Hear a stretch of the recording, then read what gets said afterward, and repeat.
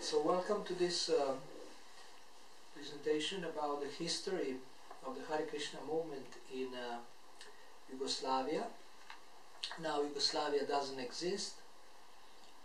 It is 5 countries, even 6. It used to be 1 country, now is Serbia, Croatia, Slovenia, Bosnia and Herzegovina, Macedonia, Montenegro, and also Kosovo, split from Serbia. So there is 5-6 smaller countries now that came out of ex-Yugoslavia. The movement started in Croatia. As far as I know, I wasn't the one who joined among the first group. I joined a little bit later. I think towards the end of the 80s, first devotees started appearing in Yugoslavia, or first people becoming devotees, and I joined in 83. So by then there was some devotees that are already initiated, and when I joined they already had a nice house. But before that they were struggling and moving to different places which were very, very austere. So when I came, they actually, for the first time, they had a very, very nice, comfortable house from a man who worked in Germany, and therefore he was rich by the Yugoslavian standards and had a very nice house at the outskirts of Zagreb, in Dubrava, in Zagreb, which is like the suburb of Zagreb. So at that time there was maybe 6-7 devotees in the temple, and most of them were initiated, and then devotees started coming, like Chedi Prabhu came, then Bhakta Chaba, Bhakta Andrei, who became Avaduta Prabhu from Slovenia. Chedi was from Senta in Serbia, North Serbia. And those who were there, as far as I remember, was Navadvi Prabhu, who was the temple president, his wife Gandharvika. Their son was living in the temple with them, Nimai. Then Dinabandhu from Piran, which is in Istria. Then Danvantari from Zagreb. He was a devotee who was into martial arts. Then Mother Bimala, who was a very good cook.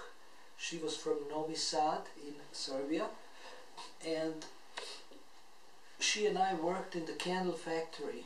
We would produce candles and also distribute them. And we distributed some books. At that time we had very few books. Ishopanishad, Bhagavad-Gita. These books were printed in Vaduz, Liechtenstein, and imported, sometimes by trucks, and very few books translated. And the translation was going on outside of Yugoslavia, and we distributed whatever we had. I also did book distribution. I remember when I distributed my first book, it was in Zagreb cafe in the basement, which was full of smoke. It was full of cigarette smoke, and I was so happy and excited that I distributed one book that day I couldn't distribute any other book. That was the only one, and I came back happy to the temple. And devotees, they usually distributed more books, like 10, 20, so they were a little surprised that I came back by distributing only one book. But I said that I was so happy and that I was too excited to continue. So, but it was Ishopanishad. I distributed Ishopanishad, and by that time I already read Ishopanishad, and I didn't read the Bhagavad-Gita, the whole Gita, but I read King of Knowledge and Easy Journey to Other Planets and the Science of Self-Realization. The Science of Self-Realization actually really attracted me and clarified many things. It's a powerful book, and I recommend that book today to many people, even when I go to yoga studios. These are new people. For them, this will clarify many questions about Krishna consciousness, about yoga, about Christianity and Krishna consciousness. So that book really pulled me closer to Krishna consciousness. And so my first services were simple, like cleaning, coming to the morning and evening program, which was very difficult to me. Like morning program, I used to sleep until noon every day, and suddenly I started waking up at 4, so I used to be very sleepy during japa time, and I had to, put water on my face. It was a struggle to stay awake, but I liked the sadhana and the program that we had. We had very nice classes by our temple president, now the Prabhu. Very humorous, but also very philosophical, and I like both aspects of his classes. There was very few devotees, but we had regular classes every day, and all classes were given by him, as far as I remember. Maybe Dinabandhu would give class once or twice a month, and Dinabandhu Prabhu was actually distributing books much better than me. He was already initiated and already stronger, and sometimes he would take me on books with him. And so temple life was nice. Prasadam was fantastic. What happened with the food, or prasadam is food that is offered to God, is that Mandakini, who was Prabhupada's disciple, she was recently in Zagreb, and she taught temple president's wife to cook very well, because Mandakini was Prabhupada's personal cook for some time. So this Gandharvika Mataji was cooking so wonderfully, and this prasadam, I became so attached to that food, vegetarian prasadam, and she cooked like 6-7 preparations every single day, and she liked to feed devotees. Mother Bimala also was a good cook, and she also liked to feed devotees. So we felt very taken care of from that side. We gave up all sense gratification. That's the only that you have is prasadam. And for me, actually, many times I remember first few months, the only light moment in the day is when it's a meal. Everything else is a struggle. The mind is screaming, and you want to leave, you want to go home, but you want to stay, and you are struggling with the mind. Sometimes doubts come, the mind is criticizing devotees, why they are not perfect, and material desires come. So there was, but prasadam time was a happy time, and there was some enjoyment. Most of the rest of the time was austerity and struggle. So once I asked my then spiritual master, Hare Krishna Swami, can we take shelter of prasadam? And he said, how do you do that? You put it on your head, or how do you? I said, by eating. And he said, yes, you can take shelter of prasadam by eating. That's bona fide. So I followed that. Once I stole halava from the fridge, wonderful halava that was actually meant for tomorrow's preaching program, and we were not supposed to take it. But that day we didn't have, I think, any sweets, and I missed sweets, so I took, but nobody suspected, because I was very quiet and gentle. Nobody suspected that I took it. It was not very much that I took, like, you can feel one plastic cup, and it wasn't even full, I think, or something, 4 or 5 pieces, small pieces like this. But for me it was, how you say, it pacified my mind in the evening when I ate this wonderful halava. And so prasadam was nice, that kept me. And even, I mean, to this day I say that I'm a prasadam bhakta, and that prasadam kept me in the movement for at least 25 years.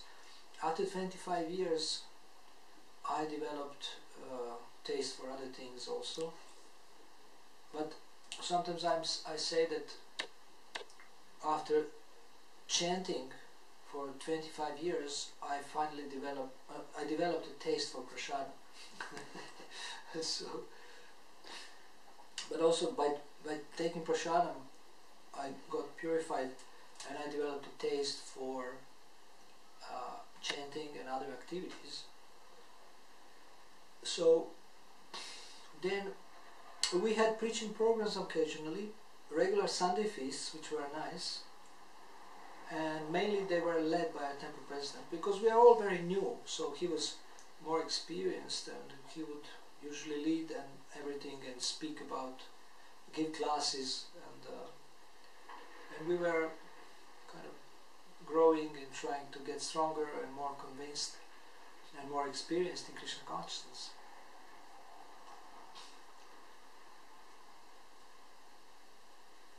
So these were the beginnings that I remember in Zagreb, Croatia.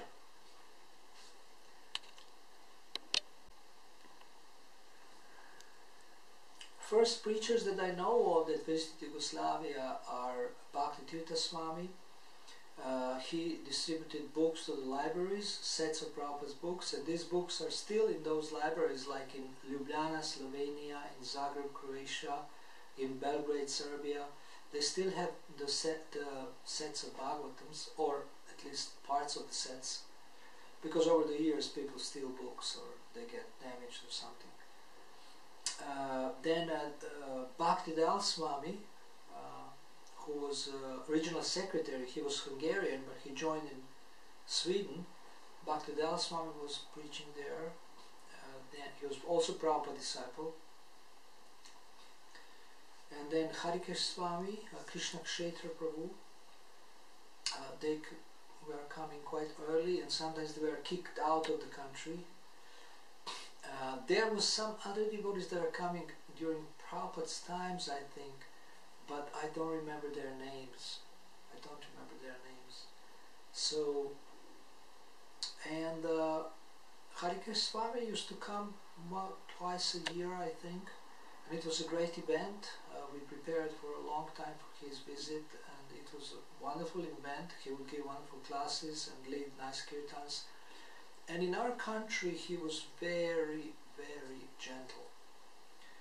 He said that Yugoslavia is like my little baby, and he was in a special mood in Yugoslavia, super compassionate, patient, which probably wasn't the case in other countries like Germany, Switzerland and other countries. So he was very, very gentle, very kind with us, and we were also, I think, quite conditioned in our country with communism, and so it was helpful. He was very loving, and once we had 10 days on the seaside with him. During the day we would swim a little bit. I remember playing water polo with my guru and throwing the ball to him, and there was 6-7 devotees in the water. And then he would give beautiful morning and evening classes about the teachings of Queen Kunti, and evening Bhagavad-Gita. And so people came from all over Croatia, even from Hungary, and we all were sleeping. He slept in the room in a little house that we rented, but we were all sleeping in tents around the house. There was a property that we rented, and it was a wonderful, like a spiritual holiday. During the day some devotees went to the nearby villages to receive books. Some were cooking. I was in a cooking crew. I was helping with cooking, and some were cutting vegetables and preparing for the meals, because there is a lot of devotees. There was a lot of devotees and they all had to eat. So somebody went to buy boga in the nearby towns, and then we had these gas cookers, like camping cookers, so that was there. And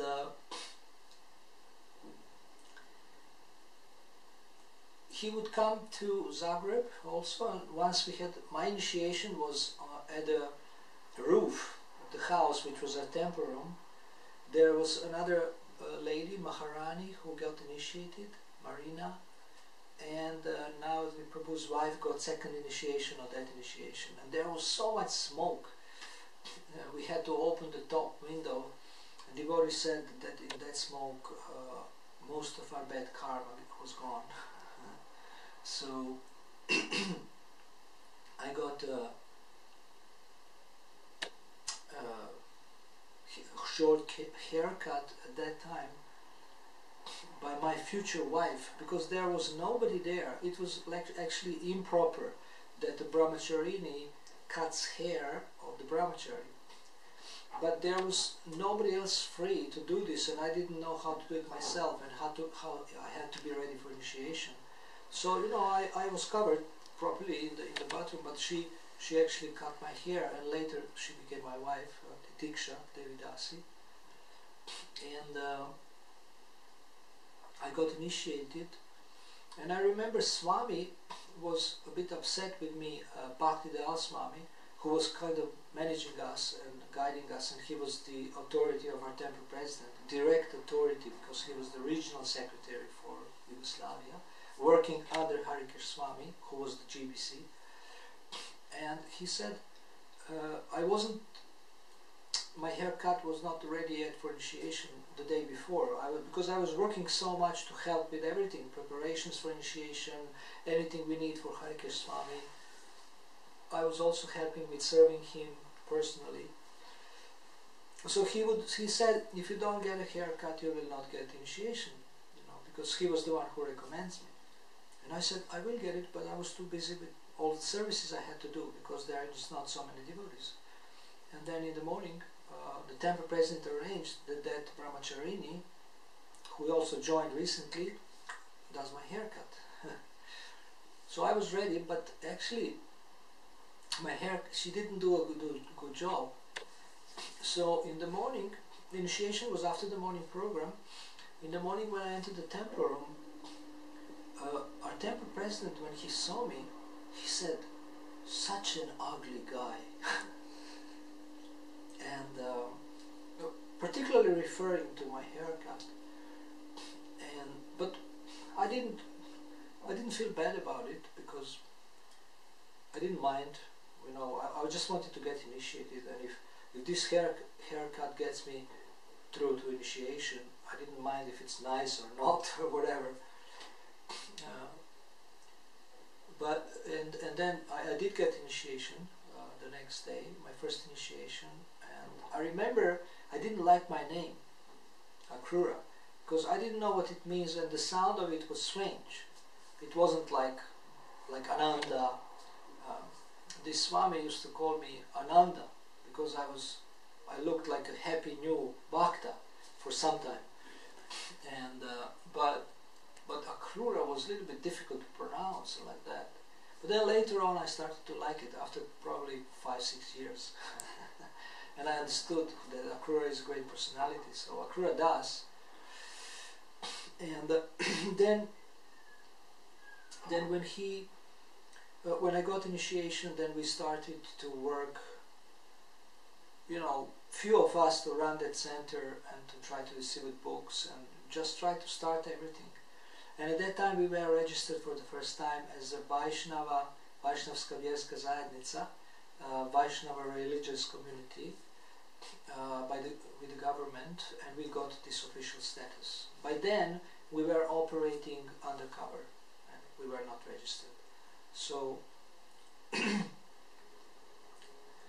we got registered, and first temple president was Navadvi Prabhu, and I was doing different services including book distribution. I wasn't very successful, but I was studying English before I joined, and I could understand that the translations of the books were not very good.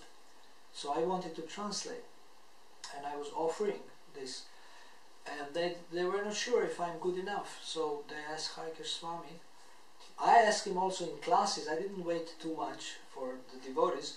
I asked him in classes, can I translate? And then he said, okay, why don't you test him? Because he's volunteering, he really wants to translate, and we need to be all the books to be translated. So they tested me, and I wasn't brilliant, but I was good enough, and probably because there was nobody else, they said okay. And then I started translating, and for 6 years I translated books. And at that time we did programs occasionally, public programs. Also started to do after some time, and probably around 85 I think that other gurus started to come, like Sachinanda Swami. He wasn't a guru then, but he was a brahmachari. Then Bhaktivedanta Swami, who was a brahmachari then, Sukhotar Swami, who was already a Swami. Rohini Sutta Prabhu started coming to inspire us for book distribution. Occasionally Smita Krishna Swami would come. Krishna Kshetra Prabhu was coming. So these were the gurus that actually preached to us the most, and up to this day Sachinanda Swami is still coming to all the Yugoslavian countries and helping a lot. And Hare Krishna Swami was for us was like someone who was not from this world. He was like unreal for us and for everybody, even from, I think, also for disciples of other gurus when they started choosing other gurus, that he was really special. And he was doing big projects also. I mean, he was helping financially Gurukul. He was helping build Mayapur temple. He was pushing book distribution and book production everywhere, wherever he went. And especially in his zone, book distribution was growing. So he instilled in us that spirit of book distribution. So basically, if you don't do either book distribution or book production, you will feel very guilty, and you will feel like, in one sense, like a lower being or lower species. So I had that feeling too, but somehow I could help book production by translating books, by editing books, and that was very, very valuable. And when I went on the books and I couldn't do it, then he encouraged me to do other services and to help. And my experience with my guru was very, very positive. He helped me a lot. He understood me, he guided me, and he encouraged me when I was in difficulty. And I'm very grateful to him for the guidance that he provided for me. I didn't have any negative experiences with him and any misunderstanding. His guidance was very clear, precise. Sometimes I would ask him funny questions. I mean, devotees would laugh, and he would laugh.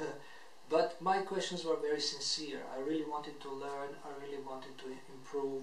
I really wanted to make spiritual advancement, and he would accept it, and he would guide me, he would help me, and he would always respond to my letters. But very soon they actually gave me responsibilities, and I think around 86 they already sent me, or 86 sent me to Slovenia to start a center with some devotees, then to Belgrade to start a center, then back to Slovenia, then back to Belgrade. Later I was sent to Macedonia. So they started giving me responsibilities before I was qualified, and before I had any idea how to do that. I was just trying to be kind to people, and then I was taking care of everything, taking care of the money, and of course there was devotees who were working, cooking, and buying boga, but I had to oversee everything in these centers. In some centers I was sent with others who were also like co-leaders. And then also, I mean, after 1 year I got married, and with my wife we were going together in these places. So we were living in temples for 12 years. And, she was a Sankirtan devotee. She was distributing many more books than me. She was really dedicated to Hare Krishna Swami, and she really loved him, listened to him, and had trust in him. And she did good service. Later she became a pujari, but she was doing a very good book distribution. So this is this is what I remember from the first visits from the gurus and Hare Krishna. When we were sent to Slovenia, there was 3 of us, Adina Bandhu, Avaduta and myself, and we rented a flat and started distributing books from there, and sometimes trying to sell some other things on the market, some old books or something, whatever we could sell to make money. But there was only 3 of us, and we had a very simple life. We would have a morning program, we would eat something simple and then go out to distribute books or meet people sometimes, and sometimes bring people. And from the very beginning I was involved in talking to people and trying to preach to them. I wasn't very good in distributing books, so Avaduta Prabhu was wonderful at that time in Slovenia. He was doing everything, cooking, cleaning, distributing books, and he was very humble. And sometimes this other devotee who was senior to us at that time, he would be quite hard with Avaduta Prabhu. Somehow these senior devotees were not harsh with me when they were harsh with others. And of course, when they tried to be harsh, like some of them, I would actually let them know that they can't do that. So, and then of course they would stop. But I was very obedient. I respected them very, very much, and I knew that senior devotee means, you know, you have to follow and listen. And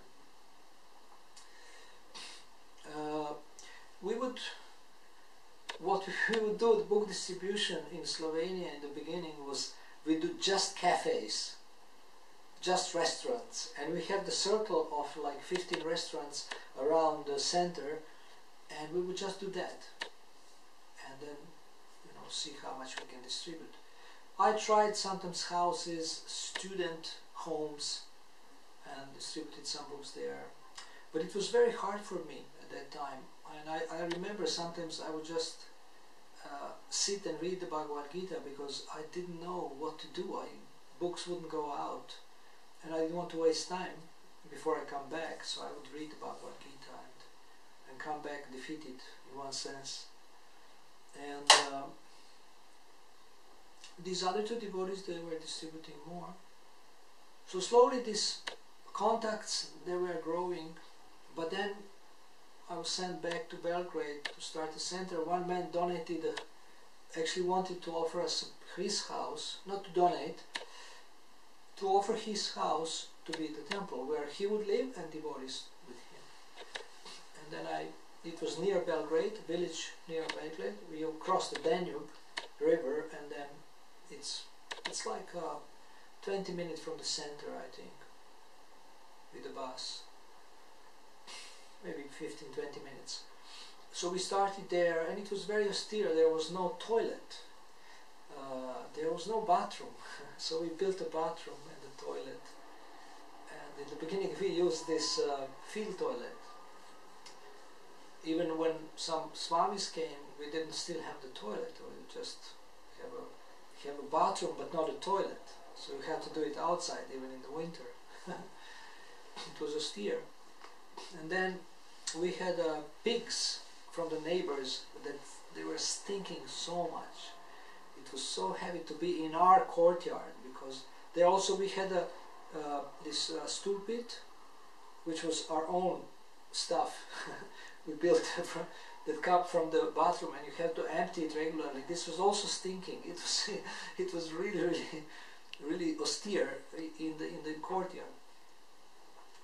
But we had a temple room, we had an altar, we had a Panchatattva picture, we had a kitchen, and I had even my own office, which was at the same time a treasury office, my own sleeping room and everything. And I was the temple president, and there was 4 or 5 devotees. And there was a couple, Guneshwar Prabhu and Mahodari Mataji, who were very nice. They helped so much. And they also organized concerts. And then when gurus came, like Krishna Kshetra Prabhu, Sachananda Swami, Sachinanda Swami was always enthusiastic about Serbia, so he would come there and we would have programs, and he would preach to Guneshwar and Mahodari. They were actually musicians, and he encouraged them to sing for Krishna. It was wonderful. And so he would come, then Krishna Kshetra Prabhu would come sometimes. And this was a big event when the Gurus come. We were so happy, to organize programs, to expose people to the preaching of these advanced devotees, and they were also helping us with our problems. It was nice to host them. But when Hare Krishna Swami would come, it was a special event, and we would make everything super clean and try to organize everything, and have a little, in the courtyard there was a little house where he would stay. We built things, and and he was also very, very tolerant and patient with all our austere circumstances, but we tried to make things nicer. And so then I was sent back to Slovenia again, and we started with another couple. My wife and I, we started another center, and it started growing also. I remember one boy who had epilepsy. He would sleep with me in the room, and he would wake up in the night and start beating the floor, because I think he had ghosts and something. He was a very nice boy, but he would wake up every night and wake me up, and it was a bit difficult. But we had nice Sunday programs, and we would preach to people, and Mother Bimala made wonderful prasadam. She attracted a lot of people with prasadam also. And he was the wife of the second Grihastha, Dhananjaya Prabhu, who was one of the first book distributors. I think he was the first distributor in Yugoslavia, book distributor. He would distribute books, a lot of books. And he is very good with money. That's where he got the name Dhananjaya, one who conquers the wealth. He would always be able to sell something. Even today he's a good businessman, I think. So we were two couples there trying to start and develop the center, and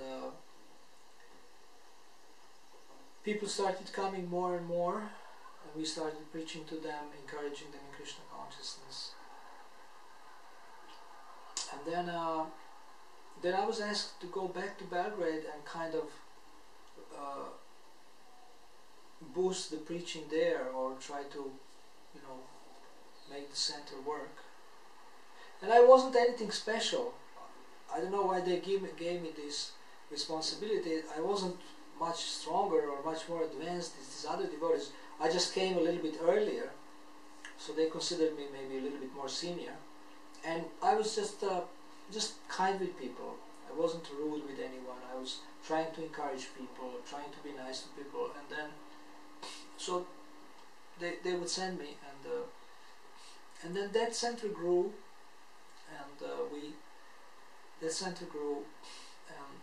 then we moved to some other places, which were small places. Then smaller places. Then we moved to some bigger places in Belgrade, and more people started coming.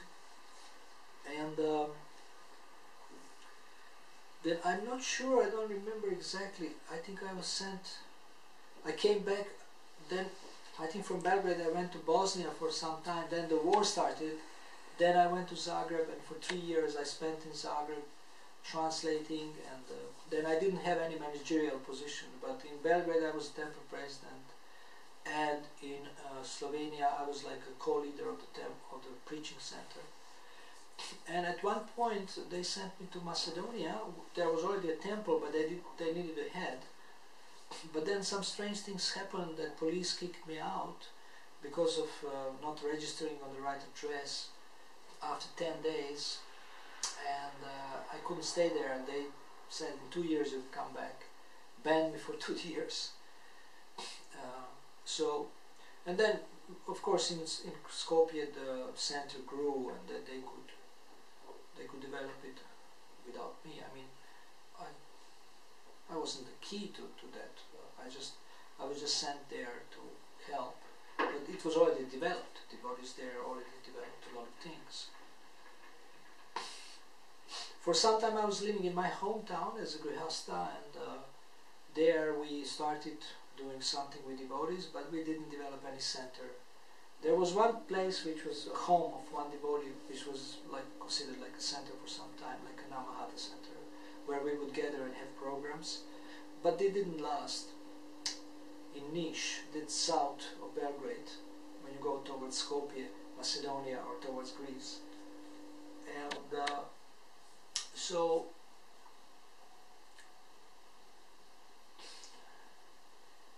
the nice events were these public programs. That was wonderful when gurus would come, and we would really, our own faith would grow, that, you know, Krishna consciousness, people are chanting Hare Krishna. And Satchidananda Swami made amazing programs. In Serbia we had programs for 5,000 people, and you can see the recordings on YouTube. Nityananda band, you can see amazing, even rock, Hare Krishna rock music, and wonderful bhajans sang by Mahodari Mataji. There was Satchidananda Swami's classes on different topics, and he would inspire people to dance and sing. He would meet famous musicians in all these countries, in Macedonia, Serbia, Croatia, and they would like him. Usually celebrities like him, like famous artists usually like him, and he was inspiring them and cultivating them, and sometimes engaging them to sing with us.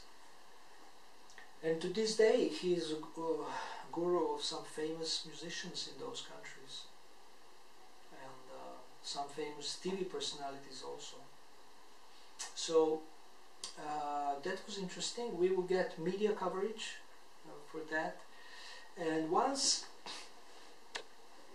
there was some clashes between some devotees in the temple, then the leadership split into two temples, and I stayed with one group, another group went to another bigger town in Croatia, and then Satchidananda Swami and other gurus wanted to organize a Gauranga Bhajan Band program, and they said that they want to have a big hall, which is 10,000 people. So we said, it's too much. Why don't we go for a small hall, which is 2,000? And they said, no, if you don't want to do it, we give it to the other group. And we said, no, you can, we will do it. we didn't want to lose the chance. And then for 2 months we had a marathon of distributing tickets. And few days before the concert we distributed only maybe 3,000-4,000. And it's 10,000. It would be an empty hall, you know, with 3,000 people. And somehow mystically, the last few days, and also they buy on the counter on the day of the concert, there was 7,000-8,000 people, almost full. We made so much effort. We had a sadhana, special short sadhana every day. It was a marathon. My main service was to give a short class, because I would give longer classes, and try to inspire them to go out and distribute tickets.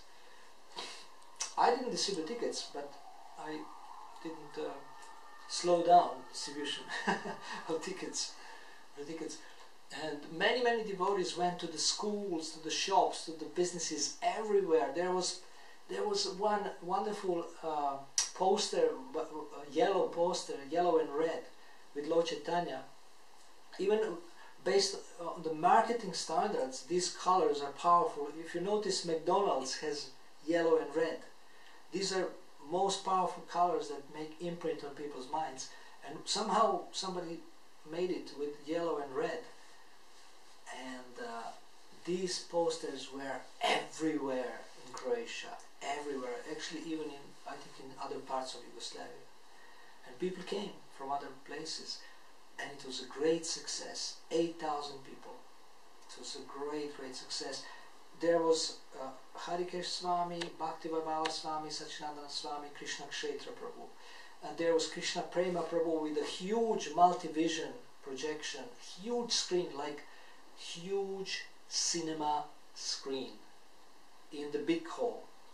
Then there was some dance, I don't remember who was the dancer, some Mataji, and then there was a worship of Gaur Nitai on the altar, and every person, or almost everyone in the audience, got, you know, holy flame, and it was in all the newspapers, the picture how a devotee gives flame to people, and they say 7,000-8,000 people Hare Krishna program in Zagreb, in the center of Zagreb.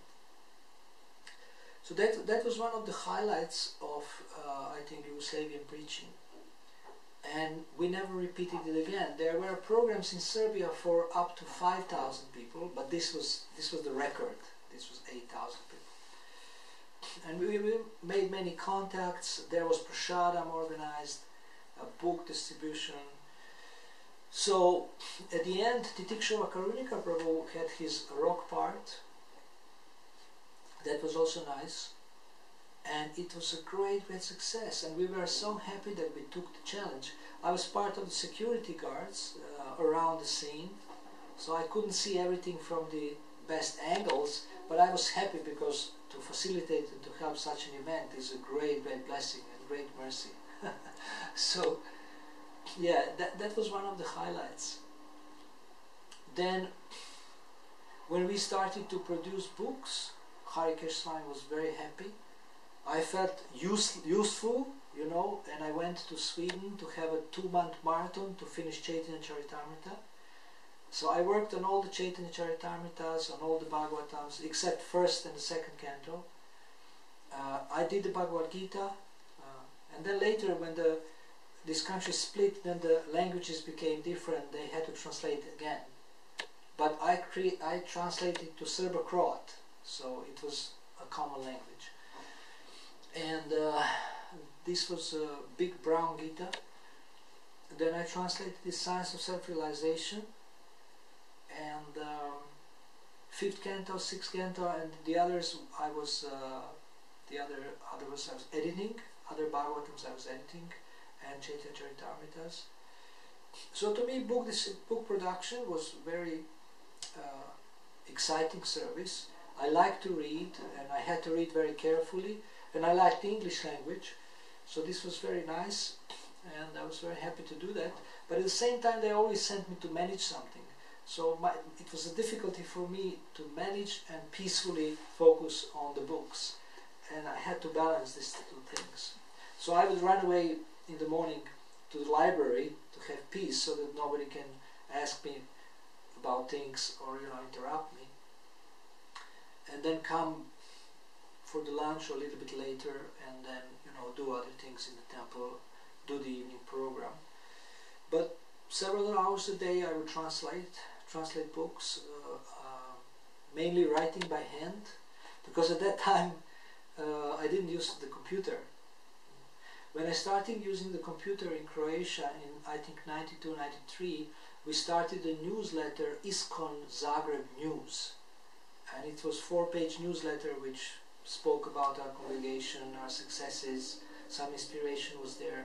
When I started using the computer, I remember I felt sick in my stomach for months, few months. I couldn't relate to the screen. Now it's easy for me. I mean, I can sit for hours in front of the screen. But at that time it was very difficult for me, and it was a big screen, big computer. But it helped me to produce the newsletter, and I liked it. I like to produce something written which people can have in their hands, and it looks nice. So we had that, and that was also a nice service to do. And we had in Zagreb, we had TV appearances. There was a talk show by a guy who loved prasadam, Denis Latinica, and he would have different controversial topics. So we appeared on a program about bald-headed people. And then I was very, very scared and confused, and I didn't do very well in that program. I said something, but it was obvious that I was confused. Another program was about rich people, which our temple president Dayalu Prabhu and his wife, they were somewhat rich, quite rich before they joined, and he became president, so they were curious how somebody can live such an austere life, and he was rich, he had everything, so why they gave up all these things. So at that program I was present, but I didn't speak, I was just in the audience, and if they would ask me I would reply, but he was in the main group of speaking, and this moderator of the program always asked us, always, do you have your food for me? Do you have these sweets and things? And he would pack a lot, and we would bring a lot. He would pack for his family, and he loved prasadam. Another nice thing that happened at that time, between 92 and 95, it was a wartime, but somehow preaching was developing in Zagreb. We had Harinams, and we had a radio program called Shelter, which kind of I managed and designed. One station, radio station, we got a good time for broadcast for free, and the radio station was covering like 2/3 of Zagreb, and Zagreb has more than 1 million people.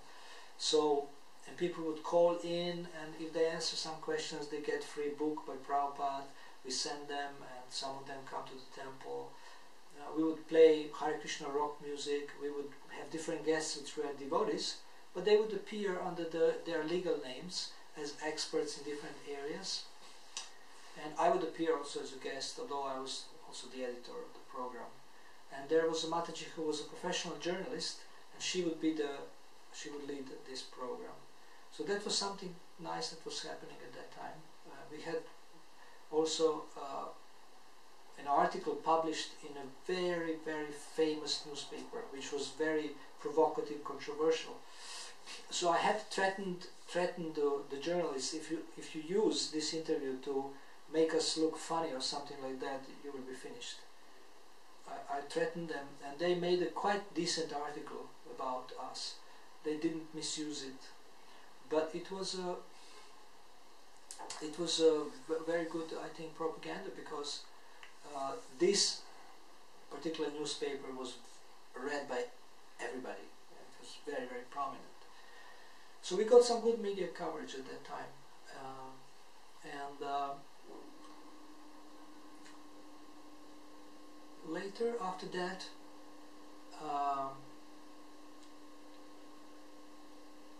after Croatia, I went back to Slovenia for some time in '96, and started doing some congregational preaching programs there.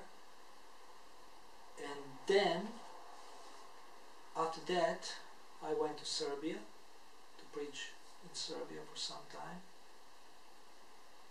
And after that, I went to Bosnia and started bombing Serbia. Like NATO started bombarding. With my family, I went to Bosnia for 4 months, and then we went to Northern Ireland and England. But this is already a newer period. It's from, I mean, it's not actually. It's the last 10-15 years. It's '99. We went to Northern Ireland, which is UK. It belongs to the UK. But now we are already out of Yugoslavia. So in Bosnia for 4 months, it was a wartime, and we were, Serbs in Bosnia, but nobody gave us trouble. I remember one boy who was in the war before that.